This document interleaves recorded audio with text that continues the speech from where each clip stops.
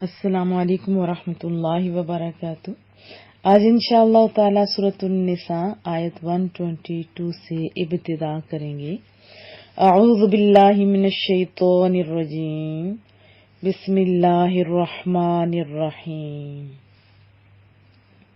والذین، اور جو لوگ آمنوا ایمان لائے، وعملوا اور اعمال کیے اور عمل کیے، کیسے؟ صالحات، نیک، اچھے۔ پھر کیا ہوگا؟ سندخل، ان قریب ہم داخل کریں گے، ہم ان کو، ہم کی ضمیر راجع ہو رہی ہے ان لوگوں کی طرف جو عمل صالح بھی کرتے ہیں ایمان کے ساتھ، جناتن، باغات میں، تجری، بہتی ہیں، من تحتہا، جن کے نیچے، انہار، نہروں کی جمع، خالدین، ہمیشہ ہمیشہ رہیں گے، فیہا، اس میں، ہا کی ضمیر راجع ہو رہی ہے باغات کی طرف، جنات کی طرف، ابدا، ہمیشہ ہمیشہ، وعد اللہ، یہ اللہ کا وعدہ ہے۔ یہ کس کا وعدہ ہے؟ یہ اللہ کا وعدہ ہے، حقا، سچا۔ والذین آمنوا وعملوا الصالحات سندخلهم جنات تجری من تحتها الانہار خالدین فیہا ابدا، اور جو لوگ ایمان لائے اور نیک عمل کیے، داخل کریں گے ہم انہیں، یعنی ہم انہیں ان باغوں میں داخل کریں گے جن کے نیچے ندیاں، نہریں بہتی ہیں، پھر اس میں وہ ہمیشہ ہمیشہ رہیں گے۔ یہ اللہ تعالی کا سچا وعدہ ہے۔ اور من، کون، اصدق، افعال کے وزن پر مبالغہ کا صیغہ ہے، زیادہ سچا ہے، من اللہ، اللہ تعالی سے، قیلا، بات کرنے میں، ومن اصدق من اللہ قیلا، اور کون زیادہ سچا ہے اللہ تعالی سے بات کرنے میں، یعنی بات کرنے میں اللہ تعالی سے زیادہ سچا کون ہے؟ لیسا، نہیں ہے، بی امانی، امانی کہتے ہیں خواہشات کو، خیالات کے اندازے، باندھی ہوئی آرزویں، جیسے امیدیں ہوتی ہیں، امنیہ کی جمع ہے۔ ہم نے پیچھے پڑھا تھا نا امنیہ، شیطان کے وعدوں کے بارے میں کہ جھوٹے امیدیں دلاتا ہے، تو بھی امانی، آرزوؤں پر، کم، تمہاری، اور لا، نہیں، امانی، آرزوئیں، خواہشات، اہل الکتاب، اہل کتاب کی، لیس بامانیکم ولا امانی اہل الکتاب، اور نجات کا انحصار نہ تمہاری جھوٹی امیدوں پر ہے اور نہ اہل کتاب کی جھوٹی امیدوں پر۔ من، جو شخص، من یعمل، جو شخص عمل کرے گا، سوء، برے، پھر کیا ہوگا؟ یجزا، بدلہ پائے گا، جزا پائے گا، سزا پائے گا، بہی، اس کی، یعنی اس عمل کی جیسے وہ برا عمل کرے گا۔ من یعمل سوء یجزا بہی، جو برے عمل کرے گا اسے اس کی سزا ملے گی، ولا یجد لہ، اور نہیں پائے گا اپنے لیے، من دون اللہ، اللہ تعالی کے سوا، ولی، دوست، مددگار، حمایتی وغیرہ، ولا نصیرا، اور نہ مددگار پائے گا، ولا یجد لہ من دون اللہ ولی ولا نصیرا، اور وہ اپنے لیے اللہ کے بغیر کوئی دوست اور مددگار نہیں پائے گا۔ اب یہ تو تھا برے عمل والا۔ وَمَن يَعْمَلْ، اور جس نے عمل کیے، کیسے؟ مِنَ الصَّالِحَاتِ، نیک صالح، من ذکر، خواہ یا مرد ہو، او انثی، یا وہ عورت ہو، خواہ وہ عورت ہو، ہاں شرط کیا ہے؟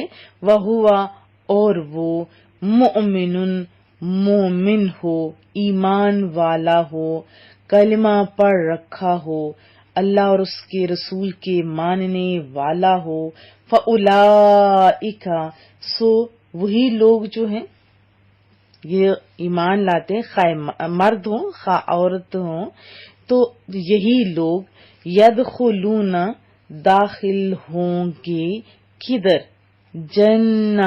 جنت میں، باغات میں، ولا، اور نہیں، یظلمون، ظلم کیے جائیں گے، نقیرا، تل برابر، ذرا برابر، یعنی بالکل بھی نہیں۔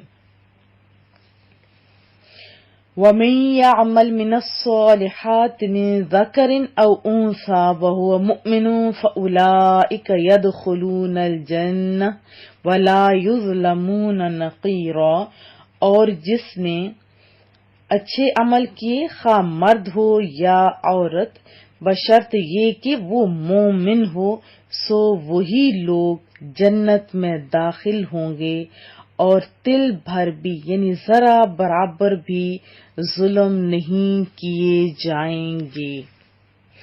وضاحت جان لیتے ہیں۔ اس سے قبل آیات میں شیطان کے جو واردات کے طریقے ہیں وہ پڑھے تھے کہ وہ لوگوں کو کس طرح امیدیں دلاتا ہے، وسوسے ڈالتا ہے تاکہ انسان گمراہ ہو جائے۔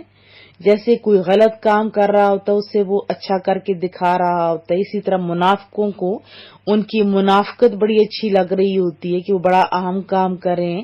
اسی طرح گناہ کے کام کرنے والے جو بھی ہوں، چاہے گانا بجانے والے، فلمیں والے یا غلط کام کرنے والے، ان کو کیا مائنڈ میں ڈال دیتا ہے کہ وہ روشن خیال ہیں۔ اب اسی روشن خیالی کے سبب وہ لوگ غلط سے غلط کام کر رہے ہوتے ہیں، شادی بیاہ اور جتنی فضولیات ہوتی ہیں، فضول کام ہوتے ہیں، تو وہ بھی کیوں لوگ کر رہے ہوتے ہیں؟ صرف مقام اور مرتبہ کے لیے، سٹیٹس کے لیے۔ تو یہ سارے دھوکے شیطان کی جانب سے تھے، جس کا کوئی فائدہ نہیں، الٹا کیا ہوگا؟ ضرر ہوگا، اور ٹھکانہ جہنم ملے گا۔ اب اس کے اپوزٹ ہے، جو لوگ ایمان لاتے ہیں ان کے ساتھ جنت کا وعدہ فرمایا گیا۔ کون وعدہ کرے؟ رب کریم، یعنی جو لوگ ایمان لائے، اچھے عمل کیے، تو ان قریب رب کریم انہیں باغوں میں داخل کرے گا۔ باغ کیسے؟ جنتیں کیسے؟ جن کے نیچے پانی ہوگا، انہار کا، نہریں ہیں، ان کے گھر پیارے، اور وہ نہریں بھی کس قسم کی ہوں گی؟ دودھ کی، شراب کی، شہد کی، اور وہ اس میں ہمیشہ رہیں گے۔ یہ وعدہ کس کا ہے؟ یہ رب کریم کا۔ اور اللہ سے زیادہ کون سچا ہے؟ تو کیا فرمایا؟ یہ کس کے طرف سے تھا؟ یہ اللہ کی جانب سے، یہ اجر عظیم، یہ جنت ہمیشہ ہمیشہ کے لیے۔ اور تم یہ بھی فرما دیا کہ تم اس کے مستحق تبھی بنو گے جب ایمان بھی لو گے، عمل صالح کرو گے۔ اگر نہیں کرو گے تو تم اس کے مستحق بھی نہیں بن سکتے کہ کرو کچھ اور سمجھو کچھ، کہ سب کچھ ہمارے لیے وقف ہے، ایسا نہیں ہے، بلکہ یہ اسی کو ملے گا جو سچا مومن ہوگا، اعمال بھی اچھے ہوں گے۔ دیکھیں کتنا صاف صاف بتا دیا تاکہ کوئی بندہ بھی دھوکے میں مبتلا نہ رہے اور اپنے خوبصورت لمحات کو، فرصت کے لمحات کو ضائع نہ کرے۔ اب بھی اگر کوئی عمل صالح کی اہمیت کا اعتراف نہیں کرتا تو اس کو خود فریبی کہا جائے گا نا۔ اگر خود فریبی نہ کہا جائے تو کیا کہا جائے؟ بلکہ اب مسلمانوں کے ساتھ اہل کتاب کے ذکر سے پتہ چلا کہ مسلمانوں کے سامنے ایک ایسی قوم کی زندہ مثال پیش کی جا رہی جو صرف توقعات اور امیدوں کی آغوش میں وہ پل بڑھ رہے تھے، یہی ڈنگے مارتے تھے نا۔ وہ ہم نے پیچھے کیا پڑھا تھا وہ کہتے تھے نحن ابناء اللہ و احباہ، ایسے کہتے تھے نا، نحن ابناء اللہ و احباؤہ، ہمیں دوزخ نہیں جلائے گی، ہم تو افضل ترین ہیں۔ اور وہ خوبصورت لمحات، زندگی کے سنہرے لمحات وہ ضائع کر بیٹھے، اور پھر رسول اللہ صلی اللہ علیہ وسلم کے حلقے غلامی کے شرف سے بھی محروم ہو گئے اسی ڈینگوں کے سبب۔ آفتاب ہدایت تو روشن ہوا، بڑی بڑی جو تھی ایریاز تھے وہ جگمگا اٹھے، لیکن ان بے ہوشوں کو ہوش تک نہیں آیا، اور اسی برتری کے نشے میں آنکھیں بند کیے رہے۔ رزلٹ کیا ہوا کہ عزت اور عظمت کے جو ان کو تخت ملے تھے وہاں سے نیچے پھینک دیے گیا، اور آج غلامان مصطفیٰ کو یہ بتایا جا رہا ہے کہ دیکھو تم ان لوگوں کے نقش قدم پر نہیں چلنا، ورنہ تمہارا بھی انجام ایسا ہی ہو سکتا ہے، یعنی تمہارا بھی کہیں ایسے حسرت ناک انجام نہ ہو۔ تو اب اگر ہم رسول اللہ کے امتی کہلاتے ہیں تو ہمارا من عشق مصطفیٰ سے پر ہونا چاہیے، اور اگر عشق مصطفیٰ ہے، عاشقان مصطفیٰ ہم کہلاتے ہیں، تو ہمیں یہ بار بار پڑھنا چاہیے کہ دعوی عشق و محبت ہو اور محبوب کی اطاعت میں سستی اور قائلی ہو، تو پھر یہ تھوڑی بے جوڑ سی چیزیں لگتی ہیں نا۔ پہلے من کو ایمان سے، عمل صالح سے، عشق مصطفیٰ سے پر کیجیے، پھر عمل کرنے کی کوشش کیجیے۔ کیا میں توقع رکھوں؟ انشاءاللہ تعالی۔ اور پھر اس میں دیکھیں اگلی آیت میں واضح بتا دیا کہ یہ مرد بھی نہ کہیں کہ خالی ہم ہی جائیں گے، یا عورتیں نہ کہیں کہ پتہ نہیں ہمارا کیا ہوگا، نہیں، کیا فرمایا کہ جو بھی ایمان لائے گا، شرط اول کیا ہے؟ ایمان، یعنی اعمال صالح کی قبولیت کے لیے ایمان کا ہونا شرط اولین ہے۔ اب دیکھیں ایک آدمی ایک قطع زمین کو ہموار کرتا ہے، ایک جڑی بوٹیاں اکھاڑ کے پھینک دیتا ہے، پھر اس کے لیے پانی کا اہتمام کرتا ہے، رات دن نگرانی کرتا ہے، لیکن بیج نہیں ڈالتا، تو کیا اس کی طویل محنت اور مشقت کا کوئی رزلٹ ہوگا؟ جب بیج ہی نہیں تو ساری محنتیں رائے گاں جائیں گی۔ اسی طرح اگر ایمان کا تخم یعنی بیج نہیں ہوگا تو دنیا جہاں کی ساری نیکیاں بھی بے ثمر ہوں گی۔ ایک اور ایگزامپل دیتی ہوں کہ کتنی ہی زیادہ آپ کے پاس ایجوکیشن ہو، علم ہو، معلومات ہوں، کسی بھی ٹاپک پہ یا کسی بھی سبجیکٹ پہ آپ کو کتنا ہی عبور کیوں نہ حاصل ہو، لیکن جب تک رجسٹریشن نہیں ہوتی، کمرہ امتحان میں نہیں بیٹھا جاتا، تب تک فرسٹ اور سیکنڈ ہم سوچ بھی نہیں سکتے۔ تو کمرہ امتحان میں وہی بیٹھے گا جو کہ ایمان لائے گا، اور وہی جنتوں کا مستحق ہوگا۔ تو کیا پتہ چلا کہ عمل صالح ہو ہی نہیں سکتا جب تک کہ عمل کرنے والا عامل صفت ایمان سے معمور نہ ہو، یعنی صفت ایمان موجود نہ ہو، کیونکہ ایمان کے بغیر ہر عمل کے پیچھے کوئی عام جذبہ تو ہو سکتا ہے، جیسے دنیاوی فائدہ، شہرت، یا ایسا اس کا ذکر ہو کہ لگاتار رہے، تو یہ تو ایسے پیارے محرک نہیں ہے نا۔ صرف ایمان ہی وہ قوت ہے جو ہر عمل کا رخ صرف رب کریم کی طرف موڑ دیتی ہے، اور اسی نسبت کی برکت سے انسان کا ہر عمل صالح بن جاتا ہے، پھر نتائج بھی بڑے پیارے ہوتے ہیں۔ اسے عمل کرنے والے کی زندگی کو بھی چار چاند لگ جاتے ہیں، اور ایسے لوگ ہی جس قوم سے، جس ملک سے ہوتے ہیں، قوم اور ملک کو بھی عزت اور ناموری دلا دیتے ہیں۔ تو امید ہے آپ کو بات سمجھ آ گئی ہوگی۔